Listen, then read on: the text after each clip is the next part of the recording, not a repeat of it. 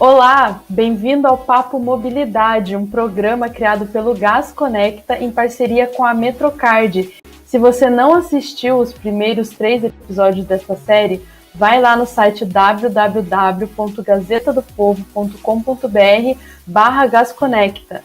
Eu estou junto com especialistas de todo o Brasil, todos online, é lógico, para conversar um pouco sobre o que é tendência no transporte coletivo, o que já mudou e o que ainda precisa ser mudado. Então não perca os episódios, eles estão disponíveis em vídeo, áudio e também um resumo texto. E hoje, no 4º episódio, o tema é pagamentos.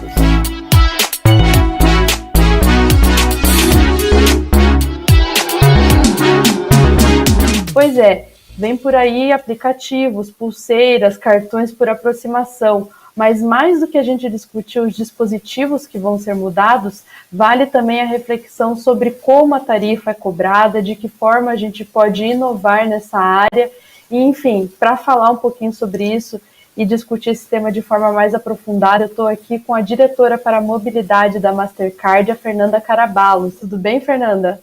Tudo bom, Mariana? Como vai? Tudo Obrigada bem. Pelo convite. Que bom que você está aqui. Eu também queria apresentar o especialista em bilhetagem eletrônica da Transdata, Rafael Teles. Tudo bom, Rafael? Tudo bem? Tudo bem. E o consultor técnico da Metrocard, o Anderson Berdan. Oi, Mariana, tudo bem? É um prazer estar aqui. Obrigado pelo convite e pela oportunidade. Obrigada, Anderson, pela tua presença. E já esclareço aqui que é a última vez que eu vou chamar o Anderson de Anderson, porque agora a gente vai tocar chamando ele de Anderson Berdan, direto o Berdan. Nesse primeiro bloco, a gente vai falar, vou fazer perguntas direto para os especialistas, como vocês já sabem, e aí eu quero aproveitar um pouco da experiência da Fernanda para falar um pouquinho sobre como os pagamentos influenciam diretamente na experiência que o usuário tem dentro do transporte coletivo, isso em todo o mundo. E aí a Fernanda, que é diretora da Mastercard, ela poderia começar nos respondendo mais ou menos como que os métodos de pagamento podem alterar a experiência do usuário. E aí, Fernanda, eu estou falando sobre tendência mesmo. O que você acha que é viável em curto e médio prazo ser aplicado no transporte público aqui do Brasil e o que você já tem visto funcionar no mundo? Eu acho que a gente tem que levar em consideração, né, que as pessoas cada vez mais elas querem tomar as decisões de quando, onde e como elas vão consumir produtos e serviços, né? Então, eu acho que isso traz um desafio de adaptação para o setor de transporte coletivo, porque as pessoas têm outras alternativas agora que dão esse tipo de conveniência, né? Então, juntando essa facilidade, né, do consumo sob demanda que a gente viu em plataformas de streaming de música, de filmes, e juntando também o fato, né, de que as pessoas querem ter o seu deslocamento da forma mais segura e conveniente possível, a forma de pagamento é um desses processos, né, um desses processos que ele pode ser o mais simples, seguro e fácil possível, e é esse desafio que a gente traz, né, de como modernizar esse pagamento no transporte público. Hoje existem alternativas e projetos, né, sendo implementados para trazer essa facilidade para os usuários, para que eles possam escolher a forma de pagamento que lhes é mais conveniente. Então, dar várias alternativas é o segredo hoje em dia, né? As pessoas querem poder escolher. Então, os pagamentos por aproximação, por exemplo, são uma alternativa que já foi viabilizada no Brasil, que já foi implementada em várias cidades e faz com que as pessoas usem os meios de pagamento que elas já têm na carteira para pagar pelo transporte público. Então, se você já tem um cartão de débito, um cartão de crédito na carteira, é simplesmente você pegar aquele método de pagamento que você já usa para outros consumos, para outras compras do seu dia a dia, encostar no validador do ônibus e andar de ônibus. Então, a gente entende que isso deve se expandir bastante, principalmente, né, a gente viu uma aceleração agora na época da pandemia do Covid, muitos consumidores deixando de usar dinheiro ou reduzindo muito o uso de dinheiro, né? A Mastercard fez uma pesquisa globalmente sobre esse assunto e 77% dos entrevistados aqui do Brasil ou eliminaram ou reduziram significativamente o uso de dinheiro em espécie. Então, a gente acredita que é mais um motivo, né, essa redução aí de contágio, das pessoas quererem optar por outras formas de pagamento. E a gente sabe que o pagamento em dinheiro ainda é representativo em algumas cidades, né, no transporte público, e pode chegar até 40% dos pagamentos das viagens, dependendo da cidade. Então, isso tem muita oportunidade para facilitar a vida dos usuários e também para reduzir o custo operacional dos operadores de transporte, né? E a gente vê também uma grande expansão de compras de crédito por canais digitais, seja por site, por aplicativo, o usuário poder comprar o crédito ou a passagem e entrar no transporte usando alguma forma de acesso, como um QR Code, por exemplo. Então, isso também, a curto e médio prazo, a gente deve ver bastante expansão e crescendo bastante no Brasil. São coisas que em outros países da Europa, dos Estados Unidos, já acontecem e já estão bastante espalhados, né? Nova York colocou ano passado o pagamento por aproximação com cartões, Singapura, Roma, a gente tem exemplos em todos os continentes de grandes cidades já adotando essa tecnologia pela facilidade, pela conveniência e pela redução de custo para o operador. Fernanda, eu queria aproveitar que você está falando do cartão, né, de aproximação e de toda essa gama de possibilidades de pagamento para entender um pouquinho qual que é o papel da Mastercard e também das outras operadoras neste mercado do transporte público, né? De que forma que vocês se aproximam das empresas operadoras, desenvolvendo soluções. Conta um pouquinho para a gente desse trabalho de desenvolvimento. O grande papel da Mastercard é promover a digitalização dos meios de pagamento, né? Então, apoiar toda essa cadeia, todos os atores desse ecossistema para viabilizar a implantação dessas alternativas de pagamento eletrônicos. Então, a gente começou esse trabalho aqui no Brasil há mais de 5 anos atrás, globalmente, há quase 10 anos que a Mastercard vem fazendo um trabalho em conjunto com o setor de transporte coletivo, para a implantação desse tipo de solução.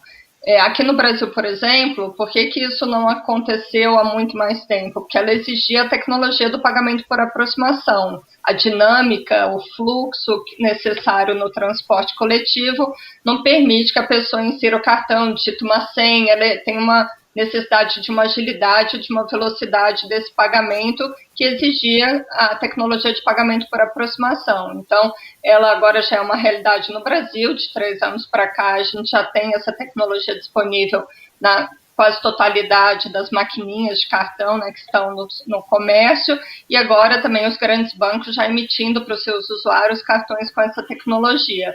Então, isso viabilizou com que, finalmente, a gente tivesse essa solução implantada no transporte público aqui no Brasil. E a gente vê que os usuários valorizam bastante isso, né? A gente vê um crescimento enorme dos pagamentos por aproximação. A gente sabe que, por dados da ABECS, da Associação Brasileira das Empresas de Cartões, esses pagamentos por aproximação cresceram 330% no primeiro semestre de 2020, comparado com o mesmo período de 2019. Então, uma parte também por conta da pandemia, que acelerou também essa adoção, mas uma parte também por ser realmente uma experiência mais conveniente, mais fluida, né?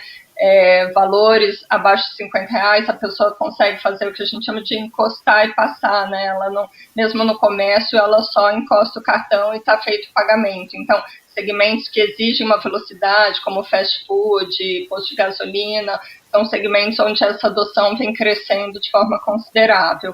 No transporte público, com certeza, isso também está acontecendo e deve se expandir cada vez mais. Obrigada, Fernanda, por compartilhar um pouquinho da sua visão. E aí eu quero chamar agora o Oberdan. Ele, como consultor técnico da Metrocard, ele também pode ajudar a gente a entender esse assunto do prisma do próprio usuário. E aí, Oberdan, eu queria te perguntar, já pensando nos maiores clientes, entre aspas, né, hoje do sistema público, que são as empresas que adquirem os vales para os funcionários.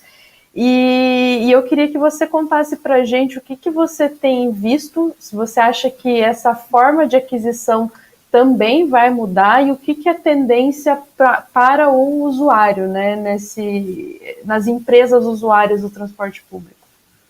Antes de mais nada, o Vale Transporte, ele por força de lei, ele é fornecido pelas empresas aqui no Brasil e ele precisa ter uma finalidade, que é a locomoção do funcionário entre a empresa e o trabalho. Então, quando nós falamos de Vale Transporte, nós falamos especificamente de um benefício e não necessariamente de uma movimentação financeira, digamos assim.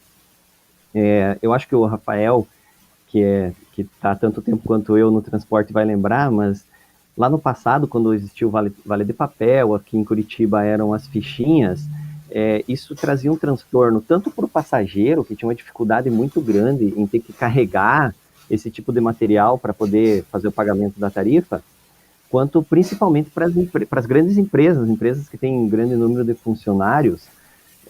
O RH das empresas tinha toda uma demanda de fazer a aquisição, depois fazer a separação, depois fazer a divisão, depois fazer a entrega, enfim, era um processo muito oneroso para que fosse garantida esse benefício para o funcionário.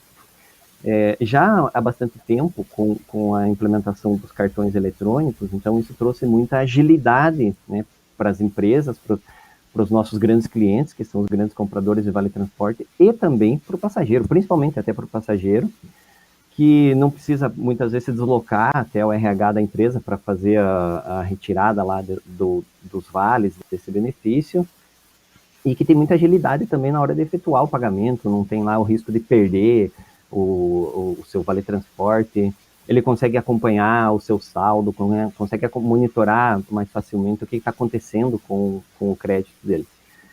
E eu vejo que o futuro, então esse grande salto que houve, quando nós passamos de um material físico, digamos assim, para o meio eletrônico, o futuro ele tende a generalizar um pouco mais essa solução. De que forma? Então, como você mesmo falou na abertura, nós podemos sair de um cartão, um cartão plástico, meio plástico, para pulseiras eletrônicas, para celular, para, enfim, de alguma forma acabar criando uma carteira digital, onde o crédito pertence àquela pessoa, as empresas que compram vão atribuir o crédito ao seu funcionário, e aí o funcionário efetua o pagamento da forma como ele achar melhor, como a tecnologia que ele dispor. Muita gente vai continuar usando o cartão tem evoluído muito, né? Acho que a Fernanda já falou e pode acabar falando até mais sobre isso, mas os cartões têm evoluído muito em funcionamento e em segurança, principalmente, que é um ponto muito, muito chave em todas essas transações eletrônicas, digamos assim. E eu acho que a solução mais inteligente é aquela que vai trazer agilidade para os compradores, para as grandes empresas, na hora de comprar e distribuir esse benefício para os seus funcionários, e para que o funcionário também tenha sempre um meio cada vez mais ágil, mais prático, mais dinâmico para estar realizando esses pagamentos.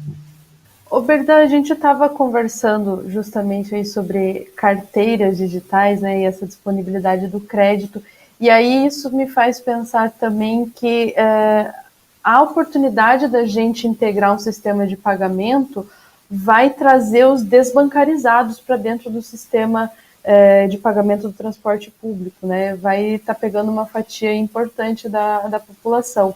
E aí eu queria ouvir um pouquinho de você, qual que é a tua visão, se você acha que o sistema de pagamento do transporte público vai ter um papel importante de integração comunitária, de colocar essas pessoas dentro do sistema de pagamento da sua comunidade em geral, né? Não só dentro do transporte. Bom, para que uma economia funcione, você precisa ter dinheiro circulando, né? Só que quando nós falamos em dinheiro, a primeira coisa que vem em mente é o quê? O papel moeda, é a cédula circulando. Mas hoje em dia não necessariamente, né? O que você precisa é que você tenha pessoas prestando serviço, vendendo produtos e outras pessoas pagando quando estão adquirindo esses produtos ou serviços.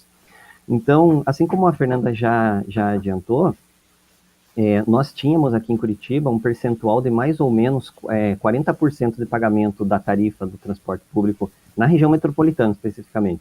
40% sendo feito em dinheiro, papel moeda, e 60% sendo feito via cartão eletrônico. Na última semana de março, que foi quando teve início as medidas ali de contenção de pandemia, nós, em menos de 10 dias, demos um salto de 12 pontos percentuais, ou seja, nós passamos de 60% para 72% de pagamento com cartão. Então, isso demonstra que as pessoas entendem, digamos, que existem outras formas de efetuar o pagamento, que essas formas são seguras, que elas permitem, como você falou, que haja uma circulação monetária, não necessariamente por meio exclusivamente do dinheiro. Na minha opinião, digamos assim, essa questão dos desbancarizados, eu fico até impressionado quando eu vejo que praticamente metade da população, pouco menos, né, do Brasil é desbancarizada. Né? Nós temos a impressão que hoje em dia todo mundo tem um cartão eletrônico dentro da carteira, e sabemos que não é bem assim. Então, quando você fala da participação das empresas de transporte coletivo no meio, na sociedade, como possíveis provedoras de solução de pagamento, não só de recebimento do seu próprio serviço, eu acho assim, nós já acumulamos um know-how de mais de uma década, quase 2 décadas já, recebendo pelo nosso serviço de maneira eletrônica. E não tem como negar que esse know-how pode sim colaborar, ajudar, contribuir para novas formas de fazer com que a economia continue funcionando de maneira ágil, de maneira segura e dependendo cada vez menos do dinheiro em espécie em si. Legal. Ô, Berdan, obrigada. Eu vou chamar agora o rapaz da técnica, né? Ele tem que explicar para a gente, Rafael, quais são os desafios e os obstáculos para a gente receber digitalmente dentro de um ônibus, né? E aí a gente está pensando numa estrutura que está se movimentando em vários pontos que podem ser cegos, né, da cidade e até em meios no campo, enfim, interior, que tem as suas dificuldades de conexão. E aí, Rafael, conta pra gente qual que é o desafio de tornar o pagamento digital hoje? Por incrível que pareça, ele é muito menos tecnológico do que se imagina a princípio. Claro que você ter uma boa cobertura de 3G, 4G ou futuramente 5G acaba sendo um facilitador, porque nessa integração com novos meios de pagamento, você precisa fazer transações em tempo real, online, mas a gente já tem soluções de contorno para isso. A gente consegue carregar algumas informações no ônibus enquanto ele está com sinal, e aí depois, se ele entrar numa zona de sombra, ele consegue processar as transações.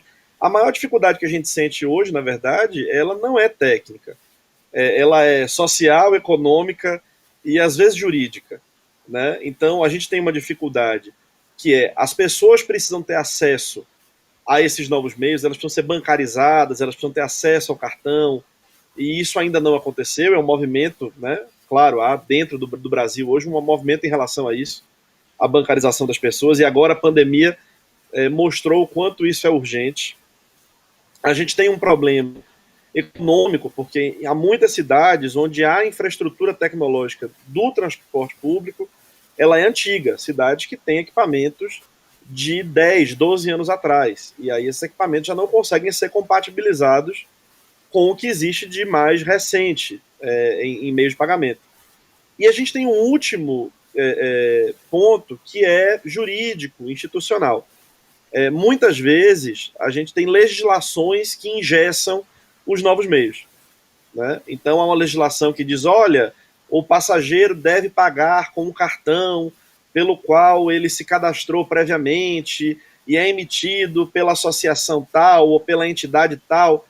Então, essas legislações, que no passado elas tiveram uma preocupação grande de detalhar como é que devia funcionar o arranjo de pagamento de transporte público, hoje acabam sendo um empecilho. Porque em algumas cidades, quando você vai falar, olha, agora vamos criar aqui um sistema para que as pessoas paguem com cartão de crédito ou débito. Mas para elas pagarem com cartão de crédito ou débito, também vai precisar envolver um adquirente de créditos. E isso tem um outro custo. E isso não está previsto nem na tarifa, nem no regulamento. Há cidades que têm uma exigência de que o cartão seja um cartão tipo tal, com foto, enfim. Esse tipo de detalhamento é um pouco ultrapassado mas muitas cidades brasileiras ainda têm legislações assim. Então também é preciso, além de cuidar da tecnologia, a gente vai precisar resolver a questão social de inclusão das pessoas no sistema financeiro, resolver uma questão econômica de viabilizar a modernização desse parque tecnológico que já está instalado na frota, e, por último, de ajustar as questões regulamentares, jurídicas, para permitir que se flexibilize o pagamento e se incluam novos meios de pagamento. Rafael, até agora a gente falou, né, nesse primeiro bloco, muito sobre como pagar, né, que dispositivo usar, o que vai vir por aí. Mas eu acho que tão importante quanto a gente refletir um pouquinho sobre o próprio pagamento em si, né, a própria tarifa. Existe mudança nessa área? A gente já conversou antes, você comentou comigo sobre pós-pagamento, e modelos novos de pensar a própria remuneração desse setor. Eu queria que você me falasse um pouquinho o que você acha que vai acontecer nessa área no Brasil nos próximos anos. Sem dúvida, né? A gente tem um modelo consolidado no Brasil onde as pessoas pagam por acesso, né? Então, entrei no ônibus, paguei. Não importa se entrei para fazer uma viagem curta, para fazer uma viagem longa, se eu vou precisar trocar de linha de transporte, fazer 2, 3 conexões, se é uma viagem simples, sem baldeação. A gente criou uma sistemática tarifária no Brasil que é de um tipo de tarifa único, onde todo mundo, a princípio, paga pelo mesmo critério, mas não é bem assim, porque a gente tem várias categorias de pessoas beneficiadas com isenção ou com algum tipo de desconto, mas o modelo tarifário ele parece bem simples, né? Então é possível você chegar numa grande cidade ou numa região metropolitana como Curitiba e dizer, olha, a tarifa custa X, e todo mundo tem aquela informação, parece muito simples e muito fácil, mas na verdade o que parece muito simples e muito fácil não é muito justo, né? Esse modelo tarifário, ele desconsidera que as pessoas têm necessidade diferente e realidade diferente. Uma pessoa que precisa do transporte público todo dia para fazer uma viagem curta tem um perfil diferente de alguém que uma vez por semana, no fim de semana, usa o transporte público e tem que fazer um percurso longo com baldeações. Então, uma coisa que a gente deve enfrentar daqui para frente como necessidade de mudança é revisar esse modelo de tarifação que a gente tem. E uma das coisas que aparece como tendência forte e que a tecnologia possibilita é que a gente crie pós-pagamento. E o cartão de crédito e de débito, para isso, são meios excelentes. Não são os únicos, mas são excelentes, porque eles permitem que a gente deixe com que o usuário vá utilizando o sistema de transporte e, ao final de um período, a gente aplique a regra tarifária que melhor beneficiá-lo. É como se você dissesse, olha, eu sempre garanto que você vai pagar o menor preço possível, desde que você tenha usado um cartão de crédito, porque a gente tem que garantir que não haverá inadimplência. Então, isso é uma tendência, já acontece em alguns lugares do mundo, e a gente já começa, nesse momento, a se movimentar para ter isso como realidade também no Brasil, né? Acreditamos que é algo que vai acontecer ao longo dessa década, né? Até o final dessa próxima década, e isso deve ser a realidade dos sistemas de transporte brasileiros. Claro que quando a gente está falando em mudar a forma de cobrar a tarifa, mudar os valores, fazer uma tarifação mais justa, mais próxima do uso, a gente também precisa pensar como é que a gente financia o sistema de transporte público no Brasil de forma ampla, né? Hoje no Brasil a gente tem uma dificuldade, porque a única fonte de financiamento do transporte público é a tarifa, né, que foi paga por quem está usando. E nós somos o único país do mundo que tem esse modelo. Em todos os países do mundo, o transporte público é pago por quem usa, mas também é pago pelo restante da sociedade que se beneficia dele. No Brasil, a gente insiste que só quem usa é que precisa pagar, né? Esse modelo cria mais entraves para a gente flexibilizar e criar mecanismos como pós-pagamento do que a própria tecnologia. Só para fechar, Rafael, dá um exemplo para a gente, quando você está falando de pós-pagamento, a gente está falando de assinatura? Do que exatamente? Tem alguma cidade que você acha que dá para citar como exemplo, para a gente visualizar isso? Sim, sim. Tem 2 exemplos interessantes acontecendo no mundo, muitas pessoas olhando para essas 2 cidades. Londres, um exemplo até mais antigo, um exemplo lá de 2014, desde 2014, Londres aplica uma regra muito interessante para as pessoas que usam, por exemplo, o cartão de crédito como meio de pagamento no transporte público, nos ônibus e no metrô. A regra é a seguinte: existe um bilhete em Londres que é o bilhete diário, né? Ele custa um valor, tipo, acho que hoje 8,70, 8 libras e 70. E existe a passagem unitária, né? Que é aquela que você pagaria para usar um transporte de cada vez. Na prática, o bilhete diário ele equivale a 3 passagens unitárias e meia.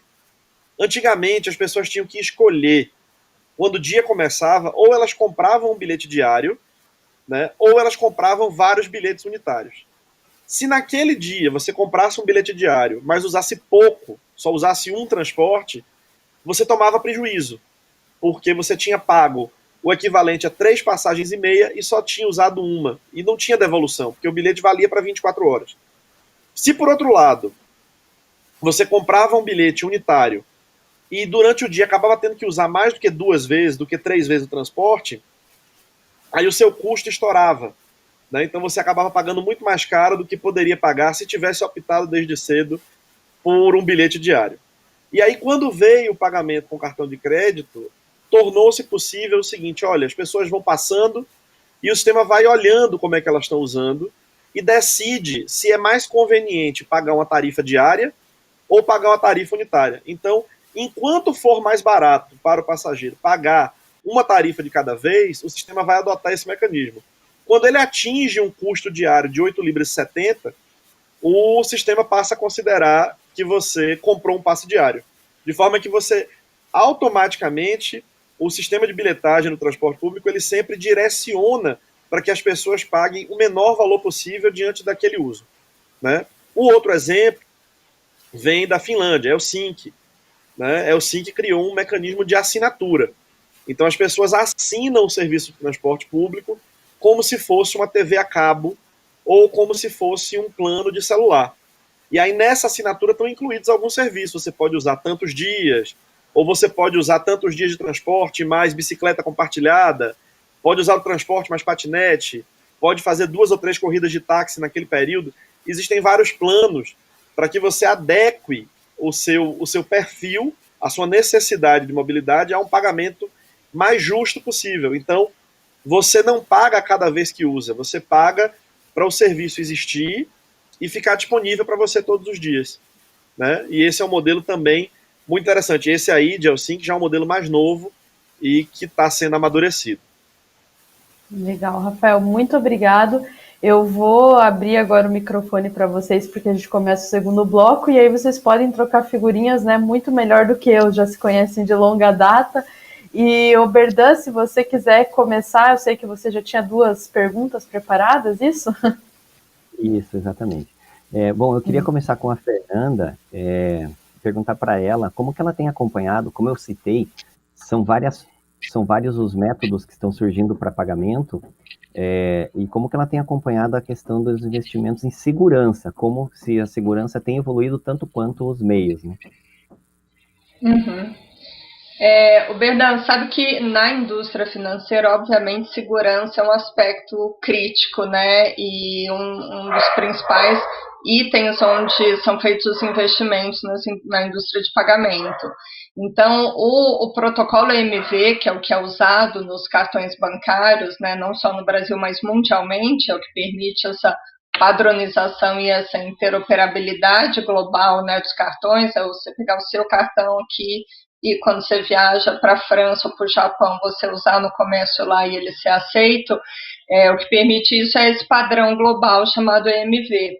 E esse padrão ele está em constante evolução e eles estudam constantemente como aprimorar as questões e os aspectos de segurança. Então, a gente pode garantir que o que há de mais moderno em termos de segurança de meios de pagamento é o que é utilizado nos cartões EMV, porque são os cartões da indústria financeira, dos meios de pagamento no mundo todo.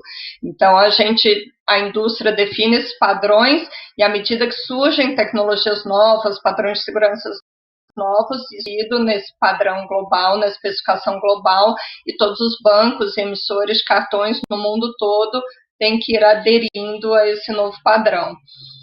Isso acontece também no NFC, no pagamento por aproximação, e a gente vê que com o pagamento por celular, ele tem mais uma camada de segurança, que é a tokenização. Então, quando você faz um pagamento usando o seu celular, o que está trafegando não é o número do seu cartão, é um token, né, um equivalente ao número do seu cartão, mas não é o número do seu cartão. Isso gera uma segurança adicional, né, uma outra camada de segurança para esse tipo de pagamento feito com dispositivos móveis, quer seja celular e pulseiras. Então, eu posso dizer com tranquilidade que os cartões bancários são o que há de mais seguro em termos de indústria de pagamento. Agora, Mariana, se você me permite, não quero tomar o teu lugar, mas gostaria de fazer uma pergunta para o Rafael também, né? Aproveitando que já estou aqui. Claro! Então, o Rafael, na verdade, já até adiantou um pouco o assunto que eu iria perguntar, que é assim, nós sabemos, o Rafael conhece muito de transporte, né? Uma pessoa que inspira nesse meio, e ele sabe que eu estou aqui situado num dos lugares que serviu como modelo para estabelecimento do BRT no mundo inteiro. O termo BRT nasceu em Curitiba. Então, quer dizer, nós inspiramos. E aí a minha pergunta agora é ao contrário. Rafael, o que você tem visto no mundo e que pode nos inspirar para facilitar para o passageiro, para facilitar para as empresas? Você já citou alguns exemplos de Londres e qual era a outra cidade? Me ajuda? Helsinki, na Finlândia. Finlândia. Então, são 2 exemplos, mas eu sei que provavelmente podem existir outros. Então, tem mais alguma coisa assim acontecendo no mundo e que nós podemos ir lá observar e dizer, puxa, isso aqui daria certo no Brasil? Olha, tem exemplos, assim, a Fernanda citou a mudança agora no metrô de Nova York, o metrô de Paris também está fazendo um movimento interessante. Existe uma coisa muito interessante acontecendo entre a Bélgica e a Holanda. Eles estão criando a possibilidade das pessoas de países diferentes usarem um mesmo título de transporte. Então, a pessoa começa uma viagem num país e termina em outro, usando o transporte urbano de 2 cidades em 2 diferentes países. Mas isso é uma coisa muito da característica da Europa, né? Você olha para a comunidade europeia, são países pequenos, de extensão territorial pequena, quero dizer.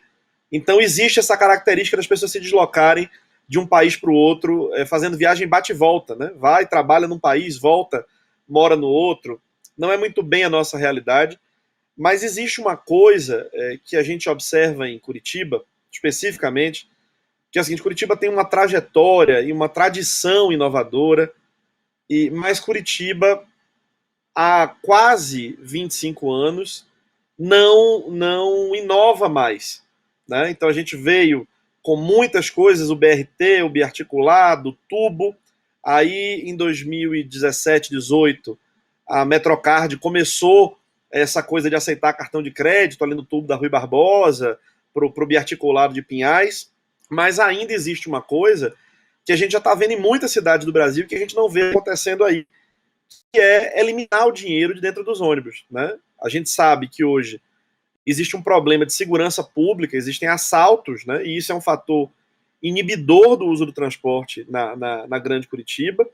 E mesmo com esse problema que é de segurança pública, ainda não existe um plano claro de impedir que as pessoas façam o pagamento em dinheiro a bordo dos ônibus, como já acontece em muitas cidades do Brasil, né? Hoje, 35 cidades do Brasil já não aceitam mais dinheiro dentro do ônibus, e há outras no mundo que estão seguindo esse caminho. Londres foi o caso mais famoso, mas há outras cidades no mundo que estão tomando esse mesmo rumo. Então, talvez a próxima inovação que a gente espera de Curitiba seja aproveitar que há tantos meios de pagamento, que a tecnologia evoluiu tanto, para tomar esse caminho também, que é um caminho que, além de dar velocidade de transporte, melhora a experiência do usuário e aumenta a segurança. Só complementar, quando a gente fala, né, do pagamento em dinheiro, eu concordo com o Rafael nesse movimento vem acontecendo de eliminar a aceitação do dinheiro a bordo.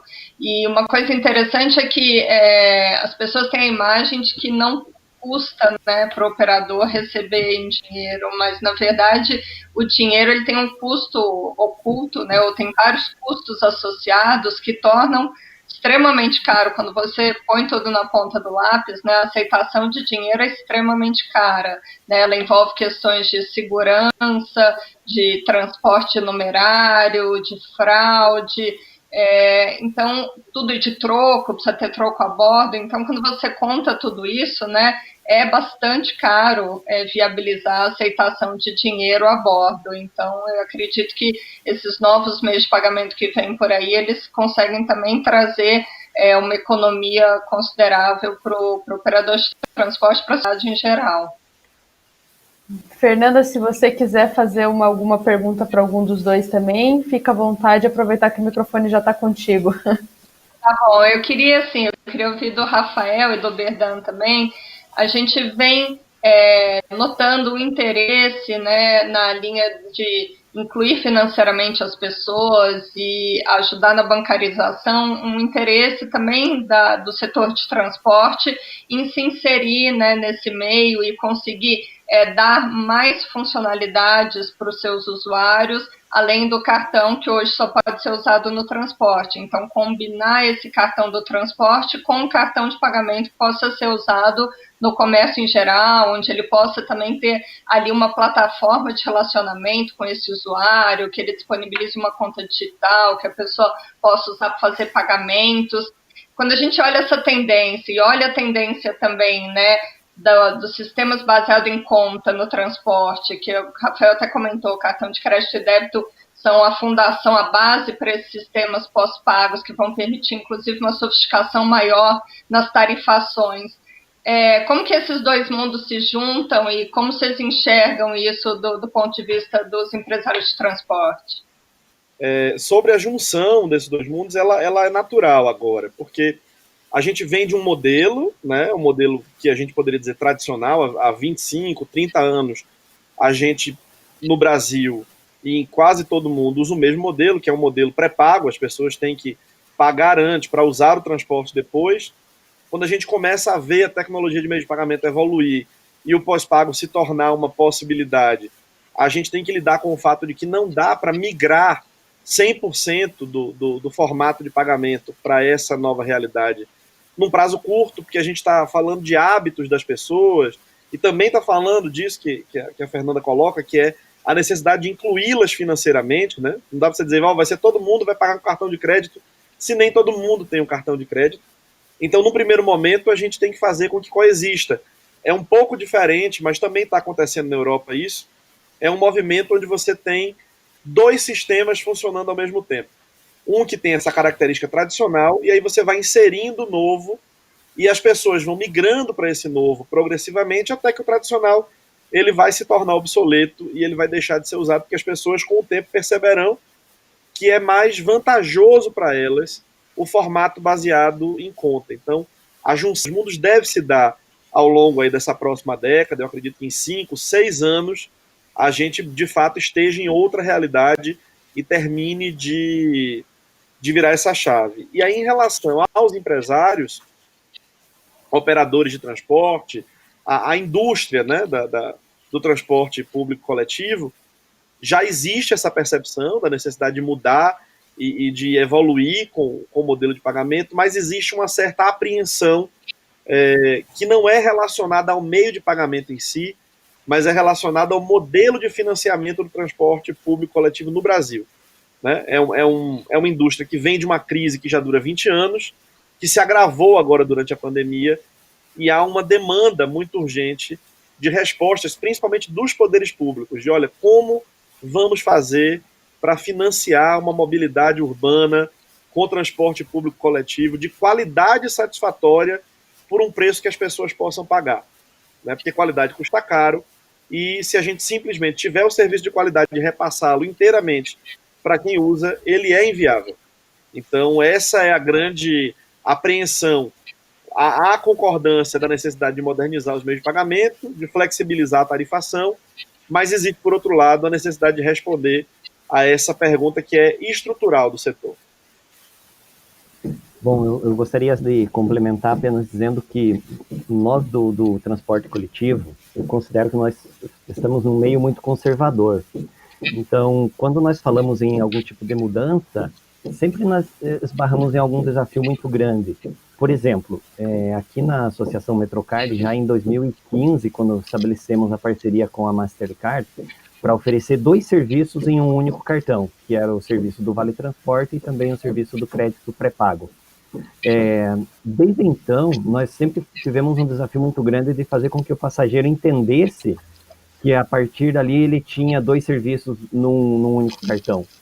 Num primeiro momento, claro, que todo mundo achava que poderia pegar os seus créditos de Vale Transporte, desse benefício que a legislação trabalhista determina que tem que ser com finalidade específica, que é para o trânsito entre a casa e o trabalho, e queria usar aquilo como se fosse um crédito para sair fazendo compra no comércio em geral. E não foi bem assim. Então, nós esbarramos nessa barreira legal, digamos, de fazer essa transição, e também na própria mudança. Por exemplo, em alguns casos, algumas pessoas se recusavam a aceitar o cartão porque achavam que ali estava vindo um cartão casado, uma solução casada, e nós tínhamos que sempre reforçar de que não, que nós estávamos fornecendo um serviço, que é o serviço de pagamento do transporte coletivo, e que a pessoa tinha a possibilidade de ativar ou não o serviço do crédito pré-pago da Mastercard. Então, eu vejo assim que a evolução ela esbarra em várias barreiras. Aqui no Brasil nós temos barreiras regulamentares que são monolíticas, né, que nos impedem muitas vezes de evoluir, mas que a tendência é essa, que eu não ande com a minha carteira cheia de cartões, cada um para uma finalidade, para o meu ticket de alimentação, para o meu vale transporte, para o meu cartão de débito, para o meu cartão de crédito, enfim, que tudo isso esteja agregado dentro de uma única solução. Eu particularmente vejo que a tendência é essa. Gente, eu queria agradecer vocês e lembrar que todos esses assuntos que a gente acabou de conversar, o Rafael falou agora sobre como responder, né, uma pergunta estrutural, que é como esse sistema pode se sustentar financeiramente. A gente tem um episódio só sobre isso, episódio 3 do Papo Mobilidade. Quem não acompanhou, vai lá no site www.gazetadopovo.com.br/gasconecta e convidá-los para assistir o próximo episódio, o último, né, o 5º, que vai falar sobre a internet das coisas, e aí a gente vai falar um pouquinho mais sobre tecnologia e como é que isso também possibilita a gente ter outras formas de pagamento, modelos de negócio para esse setor. Obrigada, Fernanda, obrigada, Rafael, Oberdan, pela presença de vocês. Obrigada a você, Mariana, foi ótimo. Parabéns para a Gasconecta pela iniciativa e para a Metrocard. Obrigada, gente, pela participação. Fernanda, Oberdan, né? Obrigado à Gazeta pela oportunidade, eu agradeço em nome da Transdata, agradeço a Metrocard também. Bom, eu gostaria de agradecer também a oportunidade de poder estar aqui debatendo com a Fernanda, com o Rafael, e colocar sempre à disposição, né? Agradecer a Gazeta, agradecer a você pela brilhante condução, Mariana. Obrigada, até a próxima, gente, até lá. Pois é, gente, só reforçando, então, se você não assistiu os primeiros episódios do Papo Mobilidade, você pode ir lá no site do Gasconecta e esses episódios estão disponíveis tanto em vídeo e áudio, como também um resumo em texto. Não perca o próximo episódio, até lá!